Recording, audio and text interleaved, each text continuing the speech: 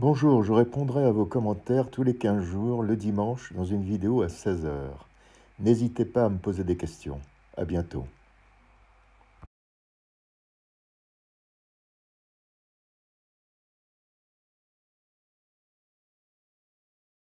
Bonjour à tous.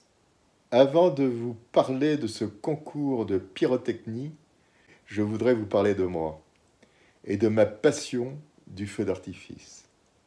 J'ai eu l'honneur de travailler pour une grande société de feux d'artifice française où j'ai fait des films d'entreprise.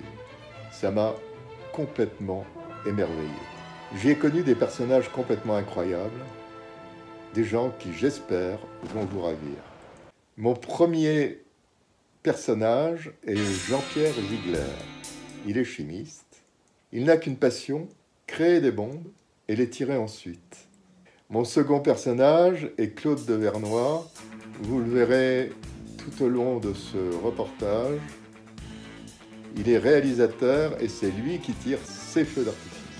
Alors aujourd'hui, je vais vous emmener au château de Chantilly, où il y avait un des plus grands concours du monde. Toute la planète s'y donne rendez-vous. Alors, attention aux yeux! Dans l'enceinte du château de Chantilly, de véritables chantiers se forment. C'est à l'occasion des Nuits de Feu, un concours pyrotechnique connu des artificiers du monde entier. Les célèbres jardins de Lenôtre sont alors envahis de toutes sortes de tubes, de fils électriques, de récepteurs radio, de bombes et d'autres objets qui sentent, à n'en pas douter, la poudre. Mais alors, d'où nous vient cet art du feu d'artifice? Qui l'a introduit en France? Le feu d'artifice est né à Versailles au sens culturel du terme tel qu'on le connaît en France. C'est véritablement le lieu de naissance du spectacle pyrotechnique. Louis XIV, lui, avait compris immédiatement que le feu d'artifice était ce qui, à moindre coût, pouvait remplir le plus le ciel et le plus épater. Donc il avait créé la charge de maître artificier, au même titre qu'il a institutionnalisé toute une série de phénomènes artistiques tels que la musique, le chant, la danse. Il a institutionnalisé l'artifice comme étant une des références principales de l'art de la fête en France. Ce sont des fêtes qui, la plupart du temps, avaient un rôle politique et qui étaient là pour célébrer soit un événement familial au niveau de la royauté, une naissance, un mariage, ou encore un événement politique plus important comme la paix, parce qu'on passait beaucoup de temps à faire la guerre, ou la victoire d'une guerre en tout cas, mais qui conduisait toujours à la paix. Alors j'ai demandé à tous ces hommes pourquoi d'un seul coup cette passion qui les anime et qui les amène là à Chantilly. Ils sont les adorateurs de la lumière bien ordonnée mais éphémère. Ça, quand ça va partir, ça va être beau. Ah. Comme disent certains, je suis tombé dans la marmite quand j'étais petit. Et depuis, c'est un virus qu'on n'a pas encore trouvé l'antidote, ça, les feux d'artifice. Mais je pense que je suis pas le seul là sur le site à avoir attrapé le virus. Ouais, je pense. C'est ce virus. Oh, bah, vous savez, on dit que quand on a senti la poudre noire une fois, on peut plus s'en passer, mais je crois que c'est vrai. Hein. Bon, alors nous ici, côté... Claude Thierry, pour confirmation. Mon père donc, était pompier du comité des fêtes et il tirait toujours le feu du 14 juillet, du 15 août. Et quand on est gamin, on suit un peu son père dans la lignée. Et j'ai pris la passion, enfin le virus de la pyrotechnie, je vous dis, j'avais 13-14 ans. Quoi. Le feu d'artifice est une passion pour vous? Il me semble, oui. J'en vis depuis 3 ans, depuis l'âge de 3 ans. Pourquoi? J'en sais strictement rien. Je sais pas, réellement.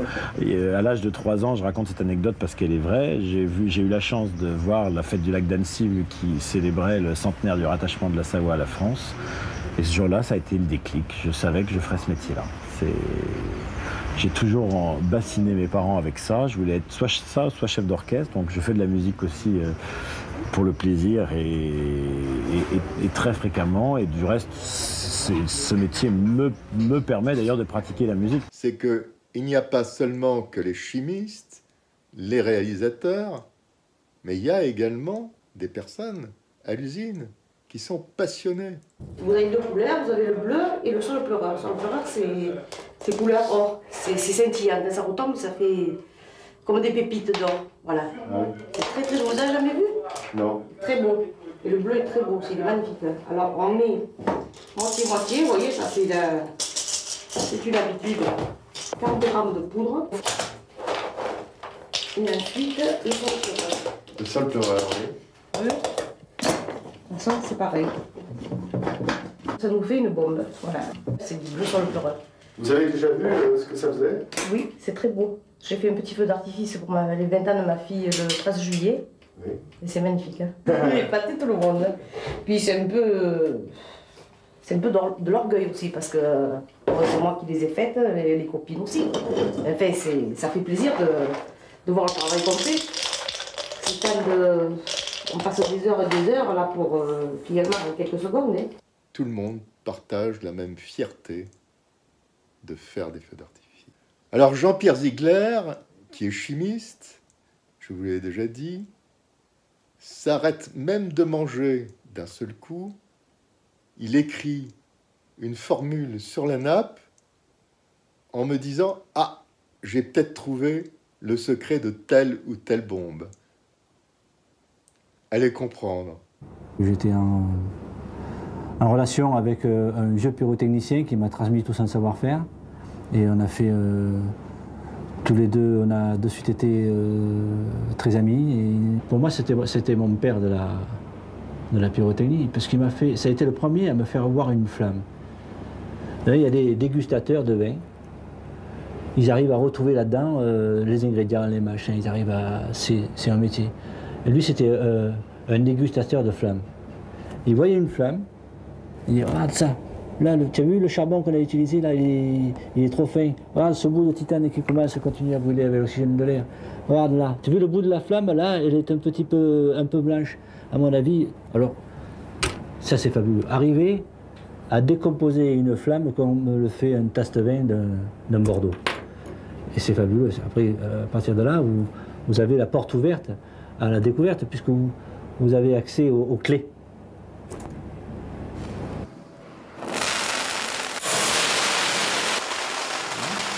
Il faut savoir y regarder de près.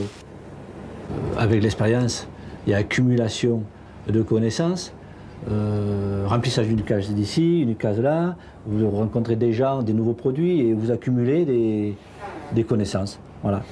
Puis un jour, vous arrivez à coller 3 cases, une ci, une là, et c'est ça. La création, c'est ça. C'est à partir de connaissances acquises, arriver à les faire fondre entre elles pour créer la nouveauté. Mais alors, combien de temps cela peut-il prendre de composer un feu d'artifice? Un feu comme Chantilly, personnellement, il m'a fallu un bon mois. Un bon mois, pas à temps complet, mais il faut un bon mois pour... Il faut que ça mûrisse, c'est comme tout. Vous avez des idées, vous les mettez sur le papier, vous les changez, puis au fur et à mesure, ça mûrit et puis ça se construit. Pendant la création, là, c'est un pied inimaginable parce que je ne sais pas ce que ressentent les peintres, même si je dessine beaucoup, mais on est dans un univers... C'est sans doute une sorte de fuite par rapport, mais on sort complètement de la réalité. On est dans un univers, on crée. C'est la création, c'est-à-dire que on oublie tout ce qui est autour de soi, on oublie ses problèmes, on oublie les problèmes des autres, on oublie tout, et on ne vit plus que dans la création d'un univers qui n'existe pas encore, qui va exister quelques minutes et qui n'existera plus après. C'est complètement éphémère, donc c'est pour ça que ça m'intéresse. Moi, je me lasse très vite de tout, sauf du feu d'artifice, parce qu'il est là et il est déjà parti. Ces quelques minutes de tonnerre, ils les ont tournées et retournées dans leur tête pour enfin un jour les écrire et les mettre en musique.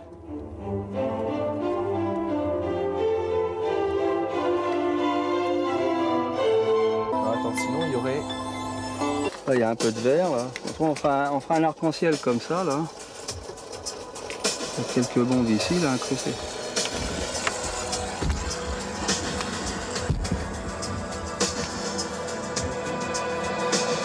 Bon bah là c'est le Vertu Gadin qui part. Et là on va monter, à chaque fois que la musique monte, là, 75, 100, 125, 150. Le stress commence à monter. Ils sont tous pris du stress. Comme tous les artistes, ils ont la trouille de monter sur scène. Le feu partira-t-il correctement? Nul ne le sait. Aucun de ces hommes qui vont s'affronter ne pourrait l'affirmer. il suffit de tellement peu. D'un fil électrique défaillant, d'un branchement mal fait, et toute la synchronisation du feu sur la musique est perdue. Un feu. Non, je suis en train, je sais pas ce que ça va donner. Ben, de toute façon, maintenant, les dés sont jetés, hein. Ah bah oui, non, mais ça c'est sûr, mais... Je sais pas. Il aurait fallu un petit peu de vent, quoi, ça aurait été bien, mais bon, c'est... Parfois, il y a des problèmes dans le feu d'artifice qui font que vous avez des engins qui ne montent pas à l'altitude désirée, ou des problèmes de ligne électrique, ou des problèmes d'humidité, ou toutes ces choses-là qui font qu'on n'est jamais vraiment sûr à 100% de ce qu'on fait. Mais vous savez, la pyrotechnie, c'est aussi ça qui fait son charme. Voilà, l'heure de l'émerveillement est arrivée. 4, 3, 2, 1, stop.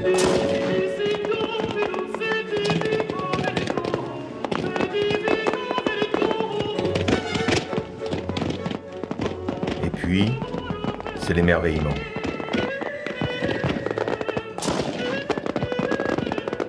Pourtant, penchés sur leur pupitre de tir, ils ne voient rien. Ils imaginent.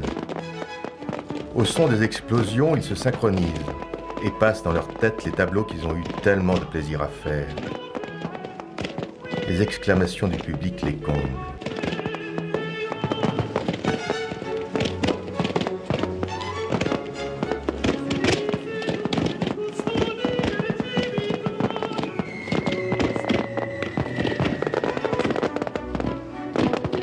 Pour Claude de Vernois, c'est l'incident stupide, tellement redouté. Un récepteur radio ne répond pas. Une séquence risque de ne pas partir. Elle éliminera le ciel avec quelques secondes de retard.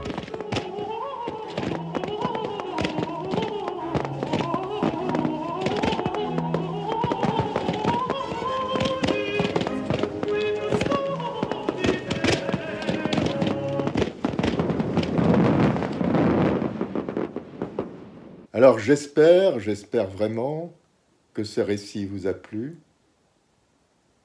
que je vous ai fait partager mon amour de l'éphémère. Écoutez, à très bientôt sur ma chaîne. Et puis, si vous avez aimé, un pouce, et puis abonnez-vous. Allez, au revoir.